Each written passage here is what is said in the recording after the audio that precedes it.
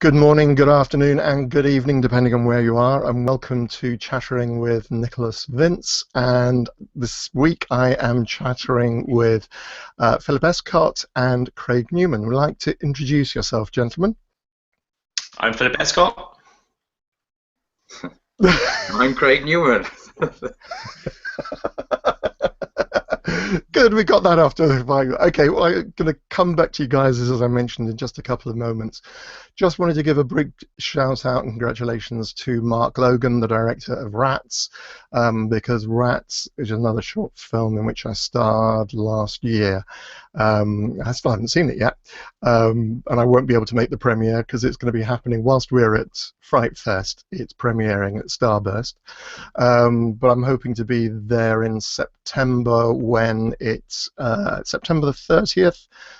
It's going to be part of the Rain Dance Film Festival, so I'm hoping to get tickets for that and go along to see that. But yeah, so that's about Rats. So guys, I believe, let's start with your first short film you made together was 441, is that right? Yeah, That's correct, yes. Yeah, and tell us about that. We'll start with Phillip first. Tell me a little bit about 441, please, Phillip.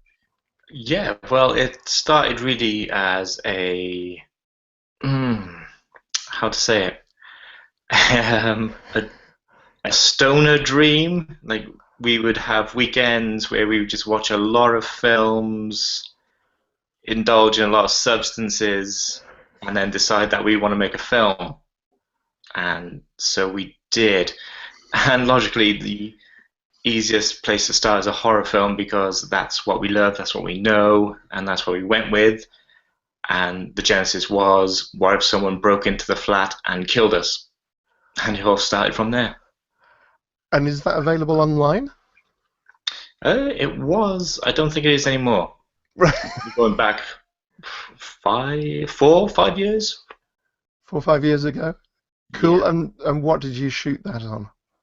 It was a Canon 550D.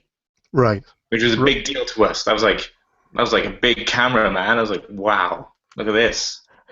So like, nice. You got the good clarity. Right. Actually, Right. before we started shooting on the 550, we shot it on an iPhone, my brother's iPhone, because we found that there was a filter you could get, an app which made whatever you shot look like a grindhouse. So we thought that was amazing, and because the camera was 1080, we were like, well, we could just use this. Like, this is good enough. Like, we don't need any other equipment, obviously, other than this phone, because that's how naive we were. And we finished it, and then Phil bought a 550D. I was like, oh, great, we should make another film. He was like, yeah, let's just do 441 again. So we just reshot the whole thing completely, but with the 550, and that's the one we ended up putting up online. So what iPhone is it going to? Is it an iPhone 4 or iPhone 5 that you would have shot on? Yeah, it was an early one. 2011, wasn't it? So it was way back when. Yeah. It must have been really early. Yeah. Yeah, there was no sound. It was terrible. Absolutely terrible. But did you find that experience of having shot it once, then being able to reshoot it? Did you recreate it more or less shot for shot, or did you just say, actually, no, we can just do this a lot better? Yeah, we went with a whole lot better. We actually brought in effects in this one. We had prosthetics, we had camera movement, we had we went all out with the 550D version. Yeah. We used lights in the 550D version. Okay, so you did 441, and then what did you move on to after that? There was a film called Wake Up, which was we watched Snowtown, wasn't it, man? We watched Snowtown. Yeah. Under the influence, and we were just like, we want to make something about depression. And so we just made this weird little short film that took place in Craig's flat, where he is now, about a Satanist who killed someone and was haunted by the man he killed. It was actually pretty good. Absolutely terrible. Dare I ask if that's online anywhere? still, or It might be. I can't remember. It could very well be. Yeah. what? So you acted, you wrote, directed these things together, Everything. It was just us, me and Craig, in a flat. right? That Right, was it. and that was literally it. And then what did you move on to after that? After that was Abomination, which was a much bigger deal. We dealt with locations. No, actually, one Saturday, wasn't it? One One Saturday was Saturday the first. next, yeah. Yeah. So one Saturday was another short film that was plagued with reshoots and all types of craziness. But that was us branching out, getting someone who dealt with special effects, getting a camera crew, getting actors, not professional actors, but actors that weren't our friends, and it was a move up from Wake Up and 441, but it was still terrible. I have to start Googling these things to find out if they are actually around anywhere. Don't look too hard because you'll find them. Yeah, don't look, Please don't. Well, it's interesting. I'm always reminded of Roger Corman, who obviously went on, made all these some really good films. But as he pointed out, he just picked up a camera. Basically, he didn't study, and all this stuff that he did, he never went to film school or anything. And he reckons that basically he did his learning of filmmaking in public, because he was just making films and putting them out there, making really, really cheap budget, low budget films, and that's how he learned to make movies. What do you say they're terrible? What did you learn from those three things? Well, you started on really, really, you started literally on an iPhone. You got bigger, you got film, you got actors involved. What did you learn from each one? What was the biggest takeaway from doing those things, do you think? I think a lot of the stuff we learn. Oh, go on, Phil. Yeah, sorry, man. It was having a team. Like, we didn't have a team before, really. When we started, it was just us, just me and Craig doing everything, then trusting people, branching out, and realizing that they can do a lot better than you. Right. That's pretty much it. Yeah, and is that the same for both of you? Just the learning of working with other people. Yeah, I think what we learned a lot of as well was like the technical elements. So we never really had any formal training on how to use cameras or anything like that. So a lot of the time we were still learning as we were going when we were shooting the films. And then it was sort of it was just learning more with each one about like how to use the editing software, using Adobe Premiere Pro, the shortcuts that come with that. And the rendering process. The horrendous rendering process, the bane of your life when you're doing a short film or any film for that matter. Just because it takes so long. And so many things can go wrong because when you're like doing everything yourself and you might not be using the best equipment and you don't really know what you're doing, your rendering can just go tits up, and you could spend 5 hours waiting for something to render, watch it back and find that it's a complete mess. You didn't pick one option during the rendering process, and it's completely thrown it out. And yeah. Yeah. So a lot of technical stuff was learned from. Yes, yeah. I mean, from having done The Night Whispered, and having to just getting stuff out, and it is all the different things. Okay, well, do I want to put this out at UHD or just HD and I completely understand like that. Okay, so you've done these three films, and just to give us a little bit about background of what it is you actually do otherwise. So what do you guys do on a day-to-day basis? Well, we both got day jobs really, but outside of day jobs, mine would be working as special features creator. So I'd go around interviewing people from films that were made 30 years ago, 20 years ago, just supplements for Blu-rays and DVDs for boutique labels like Arrow, 88 Films, stuff like that. Right. And what about you, Craig? Day job. and this. That's it. Right. Yeah. Okay. That's fair enough. Okay. So you've obviously film. You've got a lot more experience of working. You have a lot of experience in working with film crews and talking to people, etc. Okay. So done the short films, and then I think that probably brings. What did you do? Anything else before Cruel Summer?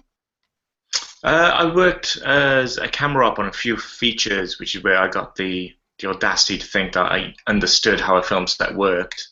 But other than that, it was all the shorts. Right. When you're doing camera operating, you literally, what sort of cameras were you working with? Same thing, DSLRs.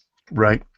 All DSLRs. But this was for something like The Asylum. You know, they make all those films for Sci-Fi Channel. Uh-huh. So all those films where I was pretty much second unit. So all the second unit stuff was done on DSLRs, but all the main footage, the A camera, they're the Reds, they're the Sonys. Right. But the second unit stuff, it's just a 5D, a 7D, a 60D, and that's it. Right. Yeah. And I'll cut it all in and grade it all to look like it's the same camera. So yeah, the Asylum guys, they're clever. They got a great post-production outfit. Yeah. That sounds like a very sensible way to work. And is this basically, when you say camera operating, how big a crew are you working with when you do this kind of thing? Depends on the size of it. I mean, their budgets, I think, on average is 300,000 a film. That's dollars, not pounds. So the crews would vary from like 15 to, it could be up to 25, 30. Right. And sometimes that could include the cast. So right. They're very small, much like Cruel Summer, very small. Yeah. Okay, so you got all the experience. You decide, okay, we're going to do a feature film. What was the inspiration? You just thought it was time, or how come you decided to do a feature film? I remember Craig and I were saying, well, we've done all this stuff now. Let's make a film. And I was a bit hesitant, and Craig was like, well, if we don't do it now, we'll never do it. And he was right. So we did it. But Craig's probably pure enthusiasm on our part. Yeah, because we'd done a few shorts, and we were on the understanding that if you make a few shorts that are somewhat well received, that automatically means that you'll get offered a feature film. And we realised that actually wasn't the reality. So we just came to the conclusion it seems like the only way to get into feature filmmaking is to make a feature film. So we just had the conversation one day where I just said to him, I was like, mate, we need to make a feature film. And he was like, okay, yeah. You know, I was like, yeah, we should do it like this year. You know, this was like, well, January. We ended up shooting the film in August of that same year. You know, we really jumped into it. So this is 2015 you're talking about? Last year? 2013. 2013? Yeah. Okay. Post-production hell. Sorry, I shouldn't laugh at somebody's post-production hell. Laugh at no. No. Okay, so all right. So we're talking 2013. You've got this idea, and it says in the trailer that this is inspired by true events. Yeah. Are you able to share what the inspiration? How you've decided to make a feature film? You're looking around for a subject, and then what? You came across a newspaper article, or what happened? Yeah, well, it started off. I remember I sent Craig an article that I'd read from, I think it was a crime in Liverpool, which was terrible. It was a bunch of young kids. They burned alive a homeless man on a dare. Yeah. What? I sent that to Craig, and that's nothing on this. And he sent over this report of these teenagers who took a friend camping and literally tortured their friend for 2 days. So-called friend, and it was kind of inspired by that, the whole going into the woods camping, and just something went wrong. Something went terribly, terribly wrong. And we kind of asked ourselves, how did that happen? And from there, that's the seed of Cruel Summer. It's like, how does someone wake up one morning and then that day ends with them doing something completely heinous? That's fascinating. That's really fascinating. So I'm going to we just got a question come in from Paddy Murphy. I don't know if you met Paddy or yeah. I met Paddy, yeah. Yes. Oh yeah, yeah. You guys, when did you meet Paddy? At the Galway Film Market last month. Right, right, right. Okay, so Paddy says, do you guys feel like the heyday for dark British film, at least in the mainstream, is waning?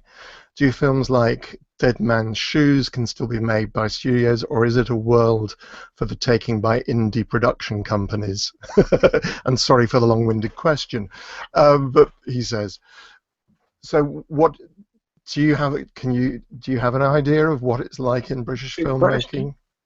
I guess we've never worked in a studio, so I can never really find out or really contemplate how they operate. So I'm thinking, me personally, I think it's very much an independent arena, and I think when you get into the studio model, it becomes truly a business, and it's all about demographic, and it's purely about figures, and as such, dark material isn't as profit-worthy, and so it's less likely to be made. Simple as that.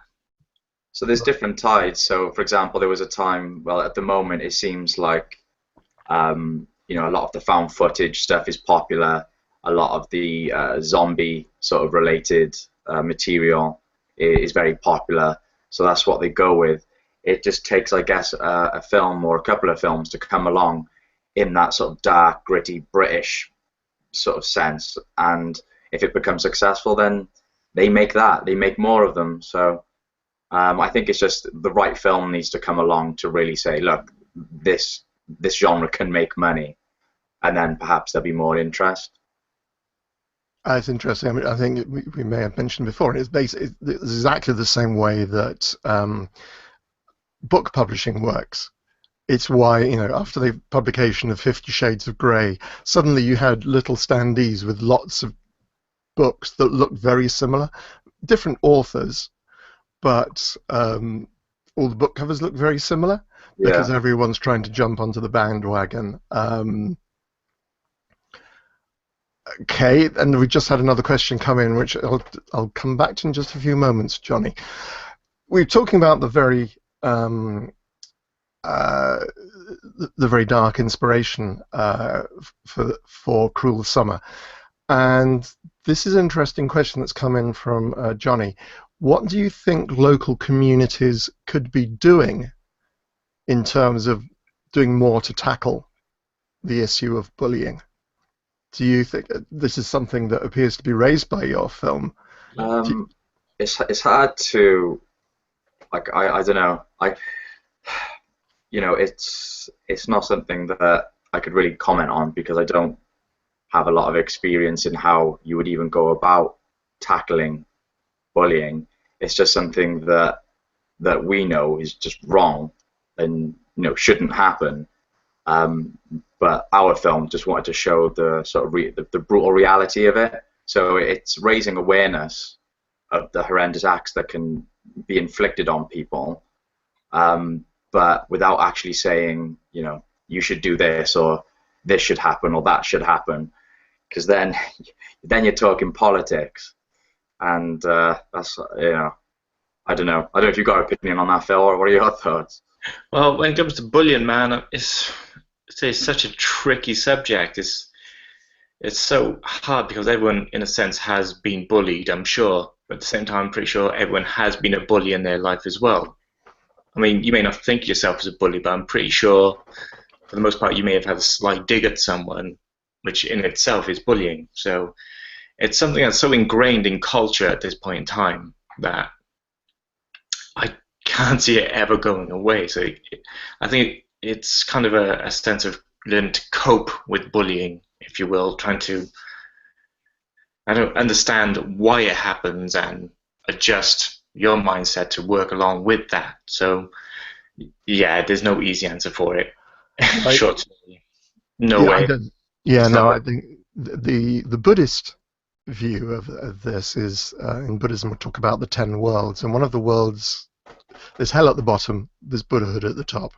One of the lower worlds is animality, and this is very true of the animal kingdom, that if you are more powerful than another animal, you will probably, you know, attack and kill. But if you meet an animal that is more powerful than you will cower and you will be submissive. And that seems to me that's part of the key behind why people bully. You know, that if you find somebody weaker than you, it comes down to insecurity as well. I mean, a lot of bullies are insecure. They've been bullied themselves, maybe older siblings, maybe, or older siblings' friends. I mean, it's all very messy and convoluted, and it's not going to go away ever. It's ingrained in just human nature. It's who humans are. I mean, it's just a part of who we are. Yeah. Okay. Thank you very much indeed, Johnny. That's a very interesting question.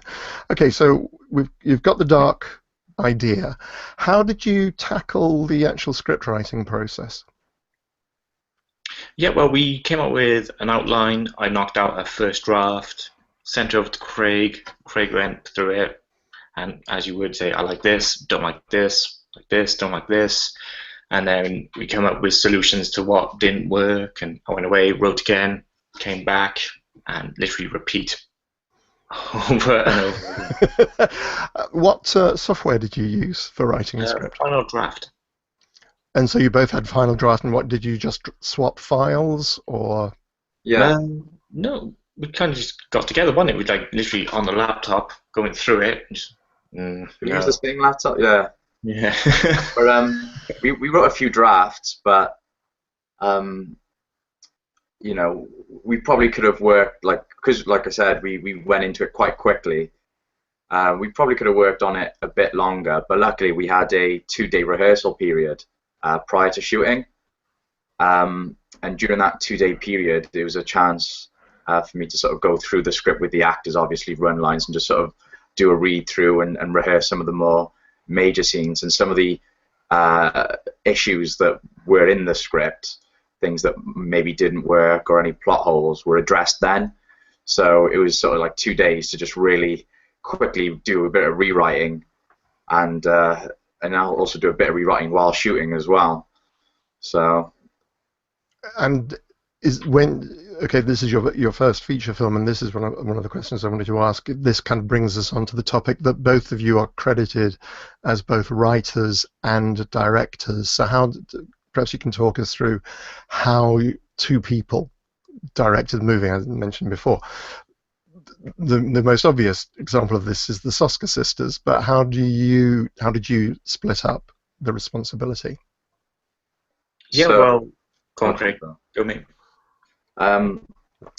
So, because we only had 10 days to shoot the thing,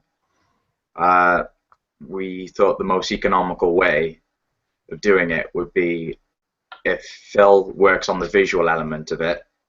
So he worked very closely with the director of photography, Lucas Tucknott, and with the crew, and I would work with the actors. So I would rehearse with the actors in the morning, run lines, and so we just sort of split roles that way.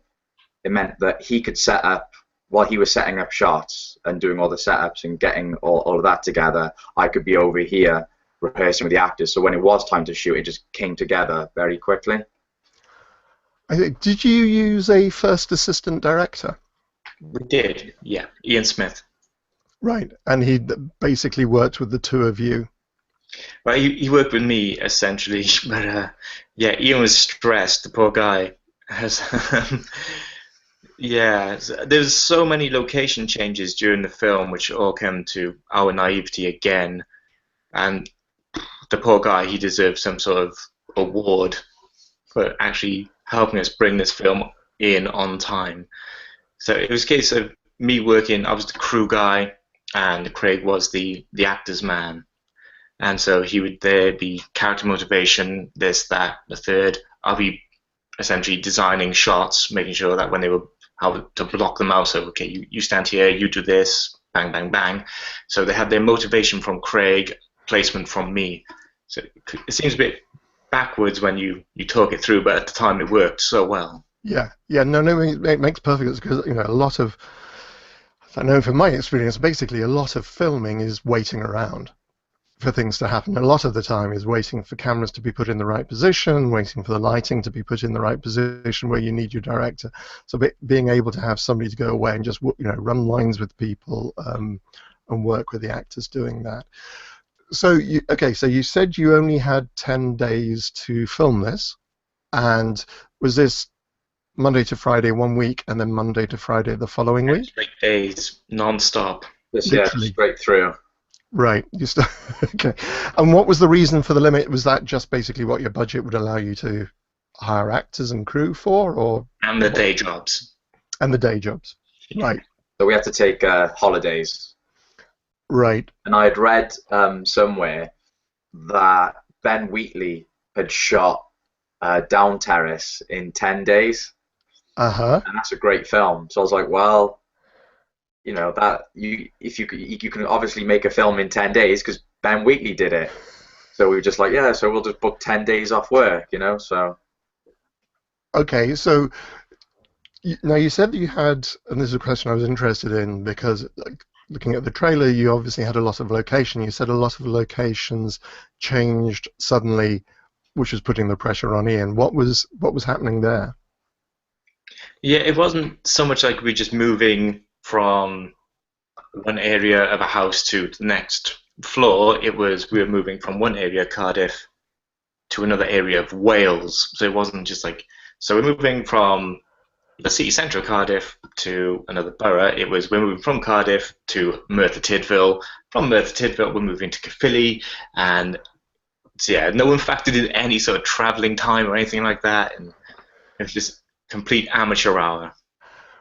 So this was just due to, because this is the first time you're doing this, and that basically you kind of, it's great. We'll get traffic. I mean, come on, who factors in traffic?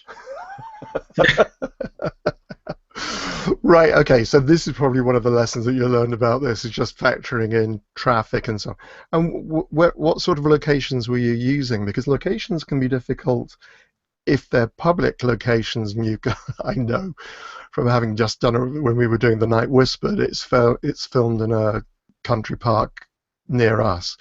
And on the day on which we just did a recce with the cast and crew, we were obviously, we wouldn't have any camera crew or anything with us. We were just walking around, and I was talking people through. People soon cottoned on that we were doing something. The moment you said, oh yeah, we're planning to make a film, and so can I be in it? It's amazing how many actors you can find around South London. What sort of locations were you actually using? We used a place called Canada Lodge. It's in Cairo, a sort of a suburb of, or a borough of Cardiff. And we were lucky because the lake, the woods, a lot of that it's all private.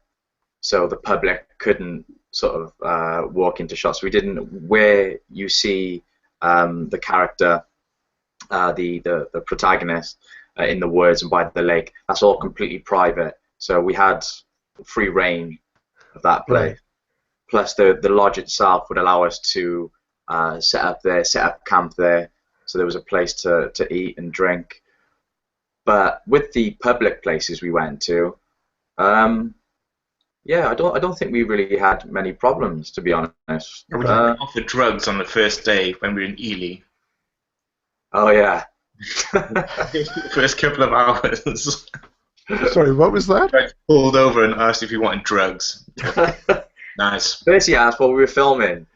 What are you doing? And we were like, oh, we're filming a film. He's like Doctor Who, and I was like, no, not like Doctor Who. Yeah. Oh, do you want to buy some drugs? It's tempting, but we got stuff to do, unfortunately, man. Okay, so what camera did you use on this? We shot on the Red One. Right. Which was in 2013 on its way out. I mean, the Epic was in, so it was considered an obsolete camera, but it's perfect for our needs anyway. And did you use lighting or anything, or do you literally, is it all just filmed? A few of the internal scenes we had some lighting. I mean, most of it was external, so we used all natural light. but that was like a conscious decision on our part because, yeah, we just thought, what's the most effective way? What's the cheapest way that we could light a scene? So when we were coming up with the film, we were like, well, we'll make it so it's mostly shot outdoors, so that we don't have to work on the lighting. Because I think that's like one of the hardest parts to get right in a really low budget film like we had. You know, if the lighting's not there, it can really affect the visual element of your film. So if it's outdoors, then it all looks great because it's nature, it's outside. So that really helped us using that method. Except for cloud cover. Whenever cloud cover come in, there's a light change. Light change. What sort of length of day were you filming? 12-hour days. Yeah. We kept it sensible, which in hindsight was stupid because it made it harder. Why did it make it harder? Well, we just wasting daylight. I mean, we could have shot from 8 in the morning till 8 at night. I mean, it was the summer. The light was there, but we were 8 till 6, I think, for the most part. Right. So we had to factor in travel and everything. But yeah, 12 hours every day for 10 days. For 10 days. For the 5th day when it rained, and then we packed in early, and everyone panicked, and we thought the world was going to end. Because we thought, the rain's here forever now, what are we going to do? We got a film set in the summertime, all external. Half our film's going to be sunny, and now it's raining. We got really lucky, actually, though, because we shot it during a heat wave. Yeah. So, apart from that one day, it was like just blisteringly hot all the time. So the light was always there, basically. I see. So, okay, so you're 12 hours, you've set up, you've done all your filming. Were you checking the footage in the evening as well when you get back? Because no, we were just planning the next day. We didn't see the film until it was actually all wrapped. Another mistake. Really? Yeah. So was there that moment you just think, shit, we haven't got half of it, half of what we were expecting, or was it just quality, or what was the... We knew the quality was there, but it did come to a length sort of thing. We were like, do we have enough for a feature at this point in time? But you don't know until you do an assembly, and we didn't do that until we'd wrapped in its entirety. So it's like, I'm just going to assume we do have enough. Right. And you were talking about... Get in the sand and get on with it. Okay, there's a couple of questions come in before I move on, go back to that. And again, from Paddy, I get the issue of bullying has been brought up, but on top of that, was it hard to talk about a subject like autism in a way that felt like a real representation of the condition and not a movie interpretation of it? Well, yeah, we were lucky because with autism back in 2013, it wasn't really a big deal. I mean, it's become a lot more known and popular now, thanks to some documentaries, which is great. But when we were going in, it was still just what is autism? No one really knew what autism was. It was like, what is it? The spectrum is so wide, no one really had a grasp.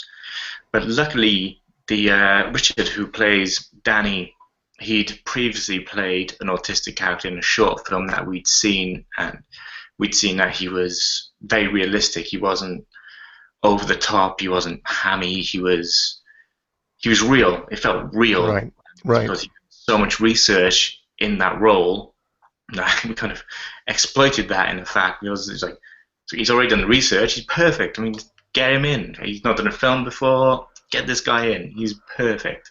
And it was just fate. It was just a real accident of fate. It's like he'd done this thing before, and he'd done all the work, and he was perfect at it. And so we just hit him up, and he was free, and didn't do much work with him really. Because you managed to every now and then it'd be rein in a bit.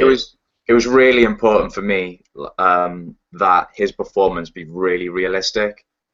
So, like Phil said, not over the top, not hammy. If the audience are going to sympathize with that character, then they really need to believe that he does, that he has this disability. So because he had done so much research and he played that sort of part in a short previously, when it came to set, it was mostly just sort of like just sort of modeling a bit. Like sometimes it might be a bit over the top, and I'd have to sort of just to rein it in, or sometimes it wasn't enough, and or if he was doing too many ticks. So yeah, it was just sort of working with him. But he came onto the project already with the character more or less formed, so we were lucky in that sense. But yeah, definitely making it realistic was when it was a priority for that character or all the characters. I was going to say, one of the questions I wanted to, how did you find your cast? Where did you get your cast from? We went on to Casting Call, Casting Call Pro. I forget the name of some of the sites now, but just those some of those sites. We got, for Danny Miller and Rhys Douglas. We got in contact with their agencies, or with their agents. So that was through an agent. So yeah, with regards to the primary cast, there's 4, 2 through the agent, 2 through sort of like casting call. Right. And did you audition them? Video auditions. Right. Well, Rhys Douglas and Danny Miller didn't audition, but we'd seen their body of work, and they were good actors. Natalie Martins did a video audition, which was a brilliant audition, I have to say.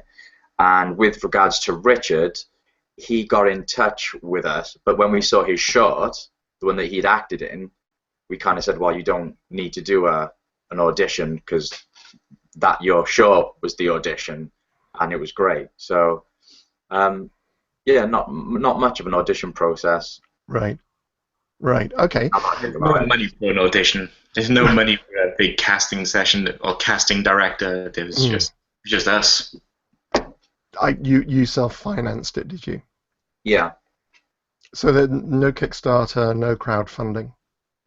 No. I pretty much left the master's degree I'd started and put the money that I was going to spend on the master's into the film. And I just had savings. Right. And do you regret leaving the masters? I do not. No. That's like, it was a crash course in how to make a film in every aspect, from pre-production through to the business end of it, which is distribution deals. They don't teach you that in school. Well, maybe they do in business, but not in film school.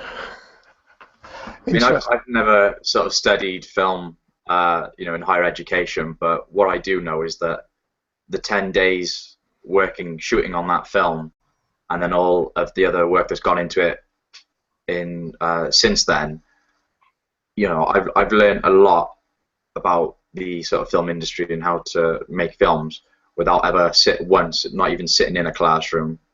So, and that's not putting down like higher education or anything. Like I said, I don't know what it's like, but there's a lot to be said for just actual hands-on experience, I think. So, right. A lot of people can benefit from that if they are in higher education studying it.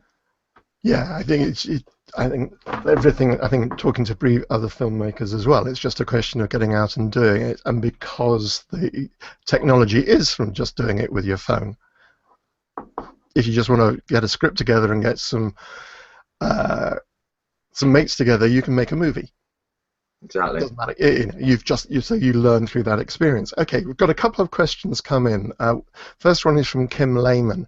Philip and Craig, what is your take on censorship in films, film, books, and music? Was there anything in, I think, making it particularly relevant to Cruel Summer? Were you conscious about censorship at all when you were making the film?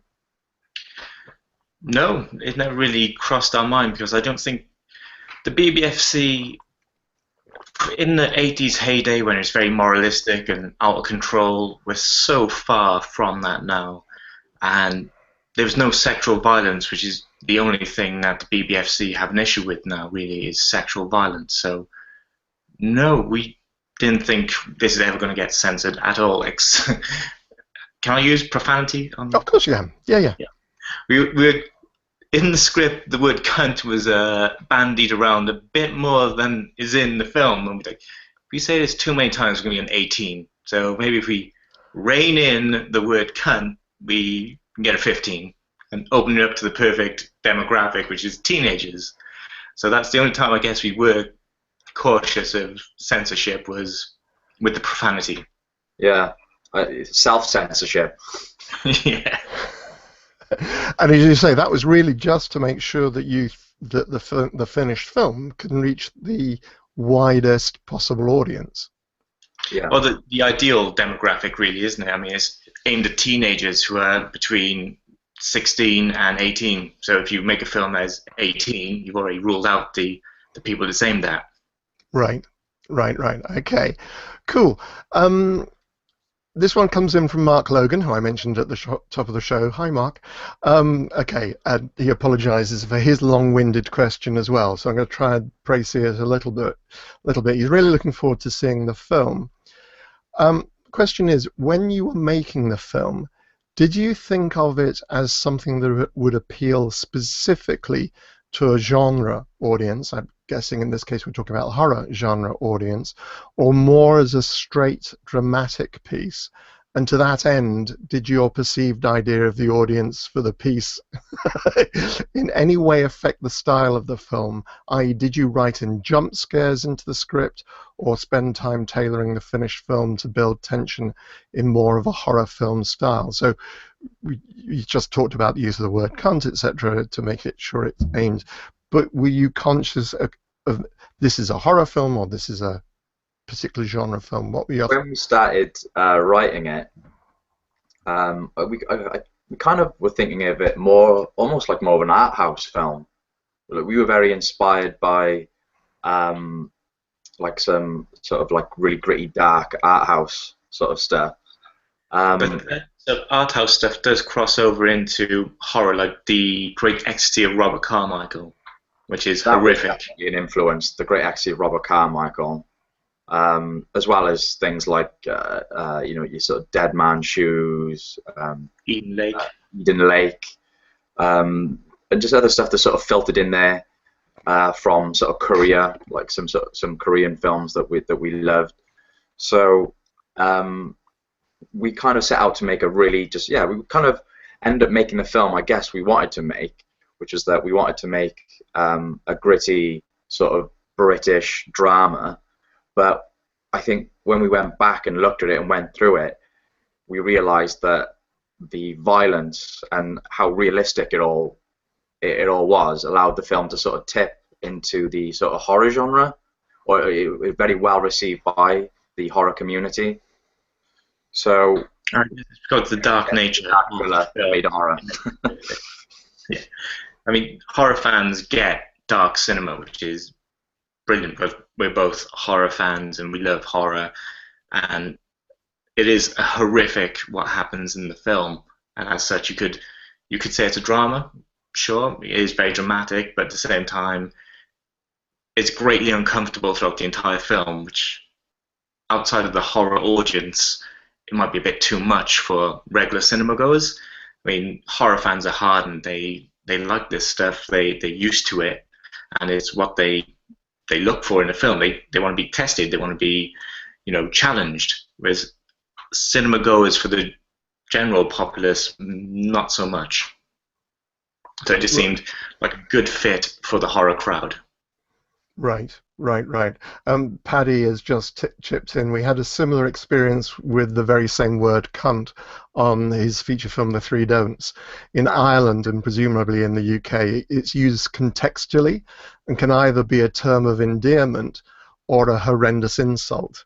The US don't seem to like it very much. And the BBFC, if you say more than twice, you've got an 18. Literally. Say it once in the 15, say it twice, 18. It's Damn, we should have just left one in there. Yeah, just have two. Just have two and we get an 18. I had a boss when I was working in the computer industry. It was his favourite word. In fact, he had a mug on his desk with it on, just to see what people's reactions were going to be. I think it's a very British thing as well, man. It's a very British word. Outside of Britain, Yeah, it's a lot darker. But yeah. I call Craig a cunt all the time, and I love him. He's Right back at you. Okay, so you made the film. You then, as you said, this is 2013. We're now in 2016. What were the real challenges with the post-production? finding the money to pay people. So yeah, it ended up just falling onto me. So I edited it all. We got it into a feature length sort of time frame. So I edited the film down, and that's only the beginning of post production, really. So edited it because we're going to afford an editor, and then it was a case of now what do we do? Like, now we need someone to go through this, do all the sound, do all the color grade, all the sky replacements, all this other stuff. And we have to pay people for that. The problem is that when we shot it, we were under the impression, or were informed, I guess, just through internet and word of mouth, that we always knew we only had enough money to shoot it. So if the footage was good, if the footage was there, and we could put together, like a decent rough edit, then we would get money coming in. We get financing. We'd potentially get a sort of pre-sale, like a sort of distribution sort of deal, whereby the distributor would see the footage and then they would pay for the post and all that. But ultimately, that just didn't happen. I don't know whether that's just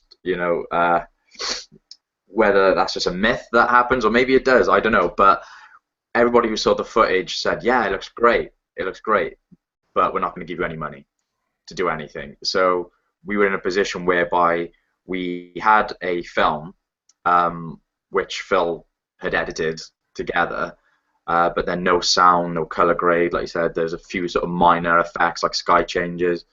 But we were lucky. Eventually, after a lot of groveling, we got Bang Post-Production. So they're a Cardiff post-production house who work on shows such as Doctor Who, Sherlock, and a couple of other Emmy sort of winning. They're BAFTA and Emmy winners, so it was a case of waiting for them to be available to work on your micro-budget film. But they really supported us, to be fair. Like, as soon as when we had the original edit, they said they loved it, and the actual subject nature, autism, related to one of the guys who was working on it on a sort of personal level.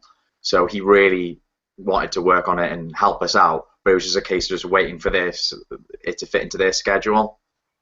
So eventually the bastard executioner, all sorts, when they were busy, very busy. So we end up agreeing where they would have an executive producer credit in order for them to sort of do the sound design, and also we got like the color grade and those effects done as well elsewhere.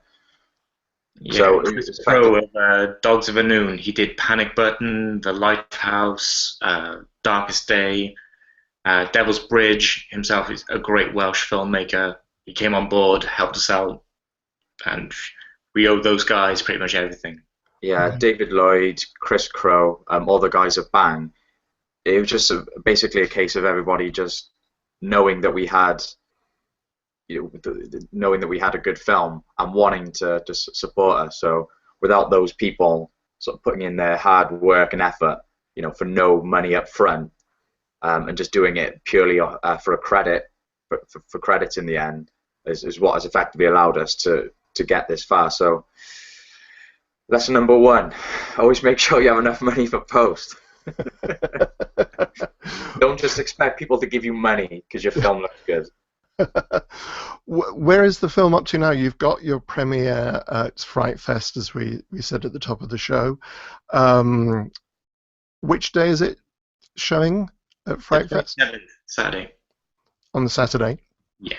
And people can, if you're in London, you can buy tickets, individual tickets to those screenings. Have you got a distributor for it now? Yeah, we've got offers, but at this point in time, it's waiting for the best possible offer. I mean, there's a distribution, I guess, has changed a lot in the last 10 years since internet and piracy, and it's really evident in independent filmmaking. Really evident. I mean, if you expected, say, an MG, which is a minimum guarantee, which is a distributor will give you X amount up front, those days are gone. Do not exist anymore. So it's essentially, they'll say they'll have your film for free, they'll take it off your hands, sell it, and then when they recoup all their money from advertising, production, all the other stuff, they'll go 50-50 with you after they recoup all their money. So it's a bit of a gamble in that sense, where you're trusting these people who you do not know really that they're not going to play fair, I guess. I mean, they could say, we've spent 150,000 promoting your film, but realistically all you've seen is a couple of banners on Dread Central or Bloody Disgusting. But they're saying, look, our accounts show we've spent all this money advertising your film. As such, it's still in the red, man. We've not made money yet, so we have nothing to give you. So it's just all very turbulent at the moment, and it's waiting on a company that maybe you could trust a bit more. I don't know, it's all good. Yeah, I think the marketing element of it now is just really, really important. It's just trust, it's because there is no MG a lot of the time with these sort of independent films that don't necessarily have huge A-list stars in them. It's just a case of choosing the company that are going to do right by the film, who are going to market it effectively. They're going to promote it effectively so that it does sell well, and then when you get your split back afterwards, that you see a good return for you and your investors. But it's all down to just making sure that the film is marketed and promoted effectively as per the distributor now. It's tough. I mean, I'd heard similar stories before, because, as you say, it's very difficult once people have got a hold of your film. What sort of period are they asking for the film for? 10 years. 10 years, yeah. And that seems to be the average.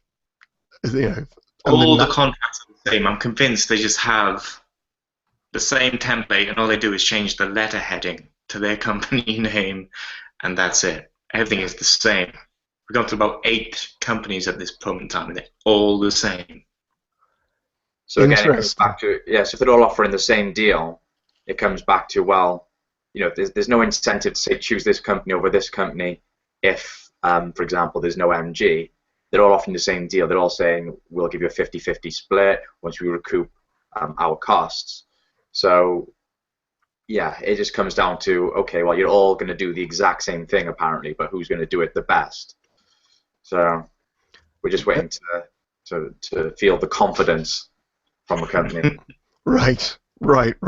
Okay, well, there's Paddy has just mentioned, not sure if they have the same thing in the UK, but the Irish Film Board provide a thing called completion funding, which is up to 50k, I presume that's euros, toward post-production for your film, pending approval. Does anybody know if the BFI or any other UK body have anything similar?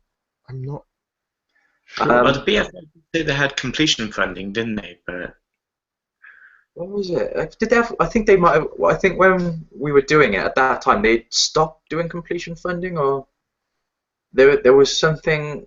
Yeah, because we went to the BFI to get completion funding, and I'm not sure if it was just for that year or it being sort of been put on hiatus. So I don't know exactly all the details, but we weren't able to get completion funding from the BFI. In Wales here, we have Film Agency Wales, or Film Cymru as they're called now, and we approached them for completion funding as well, but they don't do it either. Declined because of the amount of money they'd have to pay on legal fees to get involved and all the rest of it, and all of the and all the other bureaucracy that would have came with their involvement. They said they couldn't get involved because it would cost more money than they think that they would have made back from the film eventually.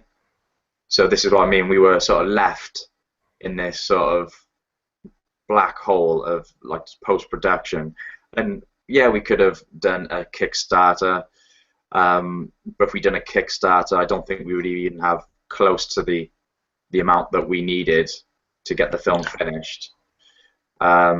We could have tapped up private investors. You know, we could have gone, you know, done the angel investor route, but you know, I probably would have ended up in a trunk by now, like, you know, in the trunk of a car, because 2 years later, you know, it was only just getting his premiere. So in effect, although it wasn't great waiting all that time for the film to get its post-production completed, I think waiting in around ended up actually being a good thing for us. Because brilliant. Okay, we're almost at the end of the show. We've only got 5 minutes left, so I'm going to go back to Kim Lehman again. Craig and Philip, what would your advice be to people that would want to write or direct a film? Just do it. Yeah, do it. That's what we did. We were just sat around. Like we made a few shorts and they were alright. They weren't, you know, anything special or anything. And yeah, even those shown in film festivals around the world, which is crazy. These little things we shot on weekends got shown in film festivals in America, in the UK. It's just a case of getting out there and doing it. Yeah, just do it. Just pick up your camera and do it. And then once you think you've done enough shots and you think you know a thing or two about, you know, framing and directing actors and all that, then just write a feature film script and just make it. You know, that's what we did. We wrote a script that we knew could be made on a lower budget. So we worked the script into our means, and then we just funded it ourselves, and we just had confidence in our ability to make a good film. So if you've got confidence in yourself, then you can just, there's nothing stopping you from going out and just making a feature. You know, make it this year. You know, make it in December. Fuck it. And go to business school. And go to business school. Classes. We'll buy a few bucks on business at least. Yeah, because at the end of the day, and we mentioned earlier on about the very top of the show, you talked about the studios, etc. You know, it's all about numbers and demographics, etc. But at the end of the day, that's the only way you're going to get to an audience, is if you can get it into either online or somewhere. Very last question, just coming at the very last minute from Mark Logan. Have you guys considered self-distribution and looking at Amazon Prime as a possible platform? And on distributors, have you talked to other filmmakers who've used these distributors as they have the best idea of the trustworthiness or how hard a company works to sell the film? So there's two possible strands there. Have you considered self-distribution via Amazon Prime, and have you had a chance to talk to other filmmakers about distributors? Okay, I'll let Craig maybe field the Amazon one, but there's a great story that we've heard, or a great anecdote rather, from filmmakers who've dealt with distributors on their first film, which is they're all going to fuck you, but find the one that'll stroke your hair.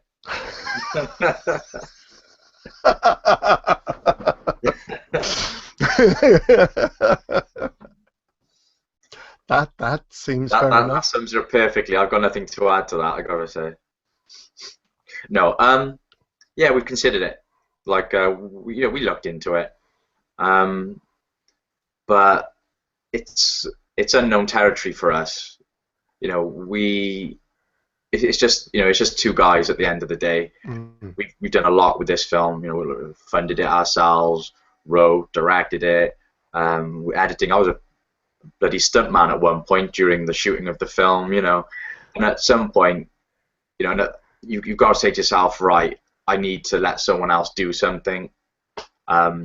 So I think it's just a case of just wanting, when it comes to the distribution element, putting faith in a company that know what they're doing and are going to do it well.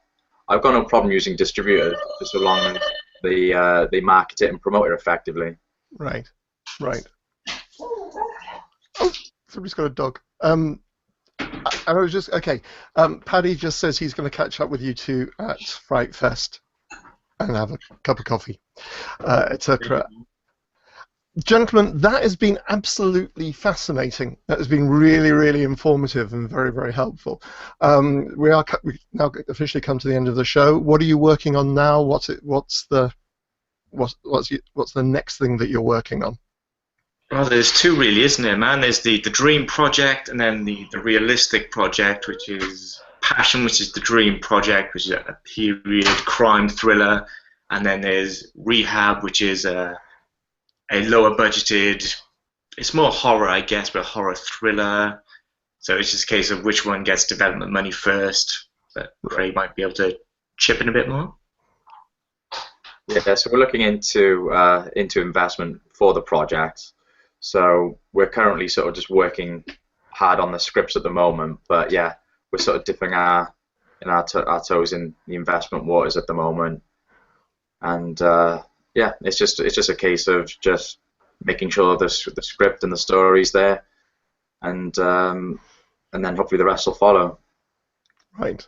Okay. Well, I wish you luck with that. Really looking forward to seeing Cruel Summer at Fright Fest. And before we go, I just want to thank everybody else who's subscribed to the channel during the week. Thank you. Been about 3 or 4 people who have subscribed to the YouTube channel. I'm very grateful. Just to remind folks that I'm not going to be around for the next 3 weeks. Next week I'm up in Scotland for the world premiere of The Night Whispered, which takes place at the Night Peace Festival, which is part of the Edinburgh Fringe, and that happens on Saturday evening. So we'll be up there, and there's details on the website. Following that is Fright Fest, where I hope to meet these two gentlemen in person, and look forward to seeing Cruel Summer. The week following that, I'm in Louisiana in Kentucky. Sorry, Louisville. I'm in Louisville at Days of the Dead with the rest of the Cenobites plus Imogen Borman, who played Tiffany in Hellbound, Hellraiser 2. So may see some of you fine folks at one of those events. Gentlemen, Philip, Craig, thank you very much indeed. No problem. Okay. Excellent. Okay. Right, guys, this has been Nicholas chattering with Nicholas Vince. I've been chattering with Philip Escott and Craig Newman about their new film, Cruel Summer, which premieres at Fright Fest. If you have a chance, you're in London, come along and see it, and hopefully have a chance to say hello to these guys in person as well. And I will see you sometime next month, which is in September. Take care. Good night.